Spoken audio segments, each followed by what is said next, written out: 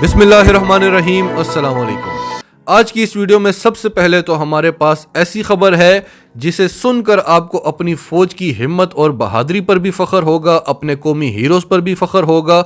अली सतपारा के हवाले से ये खबर है और यकीनन आपको पाकिस्तानी होने पर भी फ़ख्र होगा। लेकिन उसके बाद एक दूसरी खबर है अली सतपारा के हवाले से ही और बड़ी शर्मनाक खबर है जिसे सुनकर आपको अफसोस भी होगा और शर्म भी आएगी कि पाकिस्तान के अंदर ऐसे लोग भी मौजूद हैं।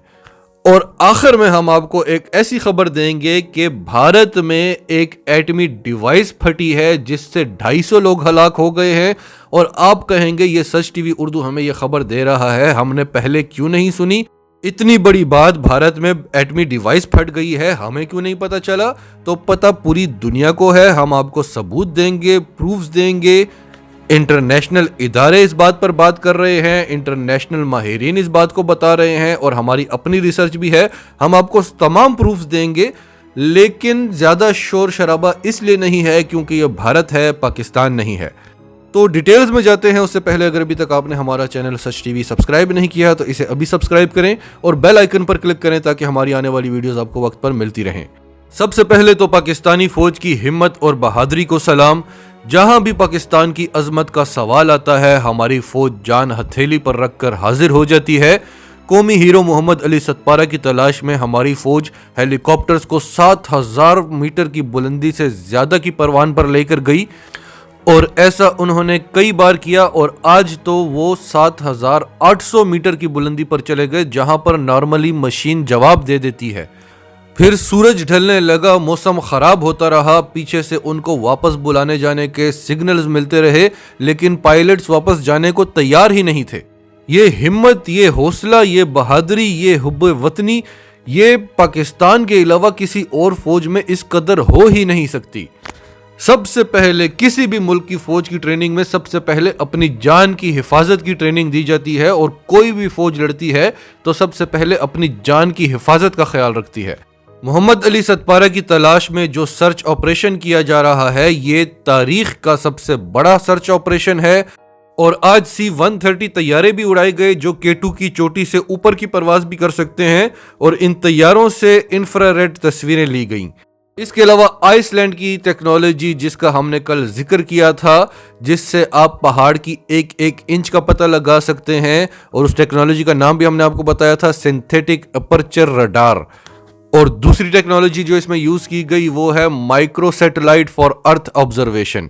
इन दो टेक्नोलॉजीज के जरिए मोहम्मद अली सतपारा की जो लास्ट लोकेशन थी जहां तक उनका GPS एक्टिव था, उस लोकेशन की तस्वीर हुकूमत पाकिस्तान को भेज दी गई हैं।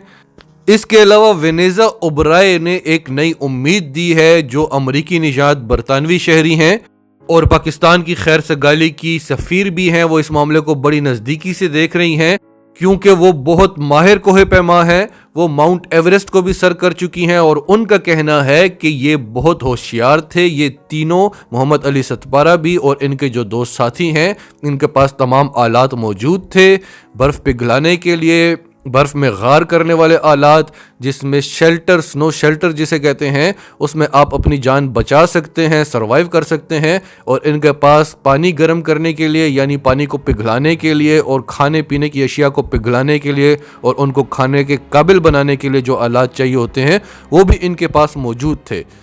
तो वेनेजा ओबराय को पूरी उम्मीद है कि ये लोग जिंदा होंगे और इन्होंने कहीं ना कहीं गार बनाई होगी, इसीलिए तस्वीर में, सैटेलाइट में इनके कोई भी निशान नज़र नहीं आ रहे क्योंकि ये किसी गार के अंदर मौजूद होंगे।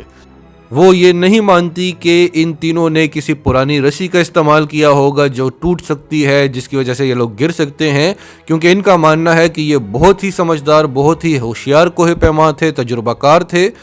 हाँ, एक रिस्क हो सकता है कि कोई बड़ा बर्फानी तोदा इनके ऊपर गिर गया हो, खुदा न ख्वास्ता, जिसकी वजह से ये नीचे गिरकर बर्फ के अंदर दब चुके हों। अब जो शर्मनाक खबर है वो ये है कि मोहम्मद अली सतपारा के बेटे साजिद सतपारा ने एक पोस्ट की है और उस पोस्ट में उन्होंने कुछ तस्वीर दिखाई हैं कि मोहम्मद अली सतपारा की खैर सगाली के लिए पाकिस्तान में जो चंदा इकट्ठा किया जा रहा है, ये लोग फ्रॉड हैं, हमें किसी किस्म के चंदे की ज़रूरत नहीं।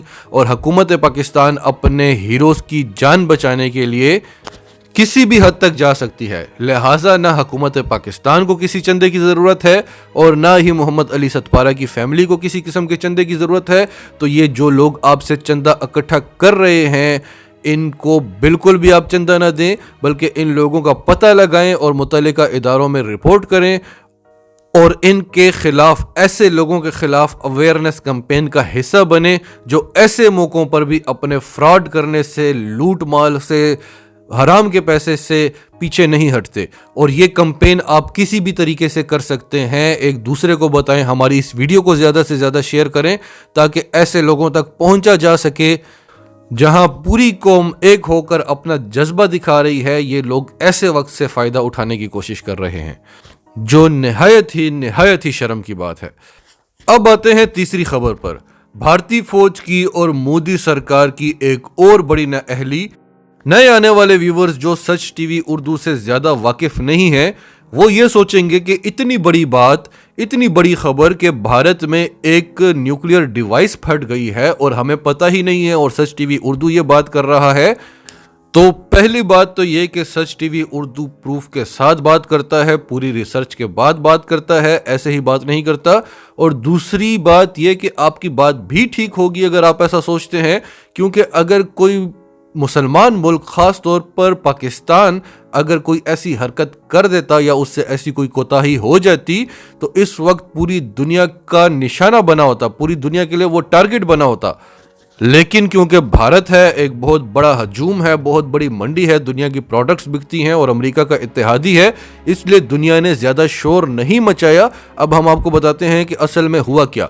जैसा कि आप सब जानते हैं कि 1962 में चीन ने भारत को बहुत मारा था और 1963 में चीन ने जो एटमी तजुर्बे करना शुरू कर दिए थे ऊपर नीचे, जिससे अमेरिका बड़ी परेशानी में मुब्तला हो गया था। और अमेरिका ने भारत से कहा था कि हमारे पास एक ऐसी डिवाइस है जो तुम अगर अपने नंदा देवी पहाड़ पर इंस्टॉल कर लो तो हमें पता लग सकेगा कि चीन कहाँ कहाँ कब कब एटमी तजुर्बे कर रहा है। चीन जब भी कोई एटमी तजुर्बा करेगा तो उसकी शुआओं को ये डिवाइस कैच करेगी और हमें पता चलता रहेगा कि चीन क्या कर रहा है, कहाँ कर रहा है। और भारत, जिसने ताज़ा चीन से मार खाई हुई थी, उसको चीन एक बहुत बड़ा ख़तरा, एक बहुत बड़ा थ्रेट लग रहा था, तो उसने कहा कि मोस्ट वेलकम, क्यों नहीं, आप आएँ यहाँ पर डिवाइस इंस्टॉल करें, हम पता लगाएंगे।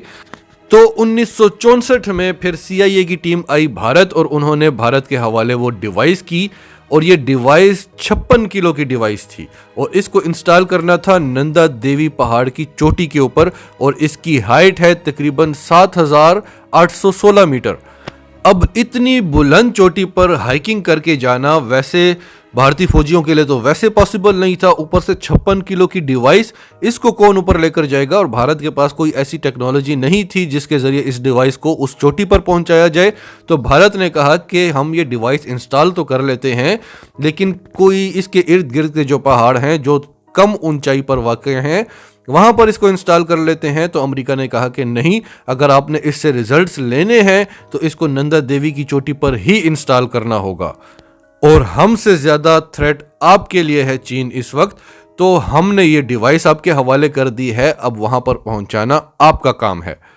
और ये इतनी ख़तरनाक डिवाइस थी, इसमें वो सारा मवाद था जो एक एटम बम में होता है और इसके अंदर जो प्लेटिनियम के कैप्सूल्स लगे हुए हैं उनके फटने से कितनी तबाही आ सकती है ये आप सोच भी नहीं सकते। बहरहाल जो भारतीय इंटेलिजेंस ब्यूरो था IB, उस वक्त रॉ नहीं होती थी और IB आप जानते हैं पाकिस्तान में भी है, हर मुल्क में होती है तकरीबन।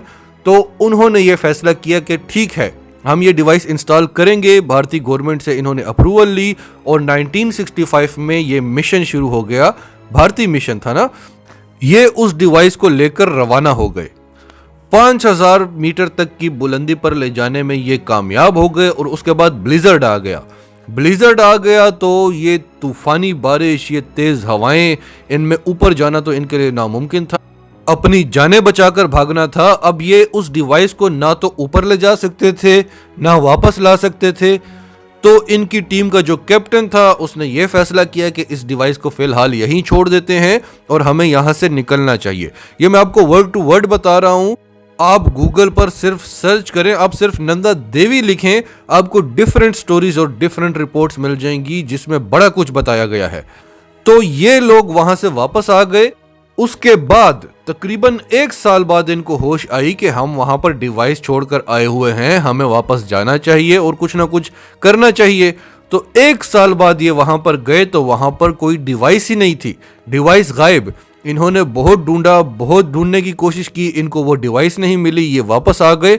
उसके बाद 2018 में जो वहां के मिनिस्टर थे सतपाल महाराज, उन्होंने कहा कि खुदा के लिए इस डिवाइस का पता लगाओ, ये डिवाइस यहीं पर कहीं मौजूद है नंदा देवी के पहाड़ों पर, और वो रेडियो एक्टिव है, शुआएं छोड़ रही है, ग्लेशियर्स को पिघला रही है, और अगर इसका कोई प्लेटिनियम कैप्सूल फट गया या किसी नदी नाले में गिर गया तो पूरा उत्तराखंड नहीं पूरा भारत जाएगा, सारा पानी जहरीला हो जाएगा। मोदी सरकार ने कहा कि ठीक है, हम इस पर कोई एक्शन लेंगे, और यहां से सुनी वहां से निकाली, अभी तक उस पर कोई एक्शन नहीं लिया गया। और अब हमने जो आपको एक वीडियो बनाकर दी थी 2-3 दिन पहले कि उत्तराखंड में जो ग्लेशियर फटने से सैलाब आया है, डैम फटा है, जिसके हवाले से पूरी दुनिया चीन पर शक कर रही थी क्योंकि उनके पास वेदर मॉडिफिकेशन सिस्टम है, और ये वो इलाका है जहां पर चीन और भारत की जंग भी हो रही है, फौजी भी हलाक हुए हैं। तो अब आलमी माहिरीन बता रहे हैं कि ये तो उस डिवाइस की वजह से ग्लेशियर फटा है। हमने आपको ये भी कहा था कि गर्मियों में ग्लेशियर फटते हैं, सर्दियों में ग्लेशियर नहीं फटते। ये ग्लेशियर कैसे फट गया है? तो अब जाकर उस चीज का सुराग मिला है। हमारी रिसर्च टीम ने भी इस पर काम किया है, और फिर हमें पता चला कि बड़े बड़े माहिरीन इस बारे में बात कर रहे हैं कि ये तो उस डिवाइस में से कोई ना कोई कैप्सूल फटा है जिसकी वजह से ये ग्लेशियर फटा है और ये सैलाब आया है। और जिस दिन ये पूरी की पूरी डिवाइस फट गई तो ये पूरा भारत जो है वो रिस्क पर है। नाजरीन, आपका इस सब के बारे में क्या कहना है? कमेंट्स में अपनी राय का इजहार करते रहें, और अगर आप हमारे चैनल पर नए हैं तो अभी सच टीवी को सब्सक्राइब करें, सच टीवी फैमिली का हिस्सा बने, और हमारी वीडियोस पसंद आए तो उन्हें लाइक करके शेयर करके आगे पहुंचाते रहें।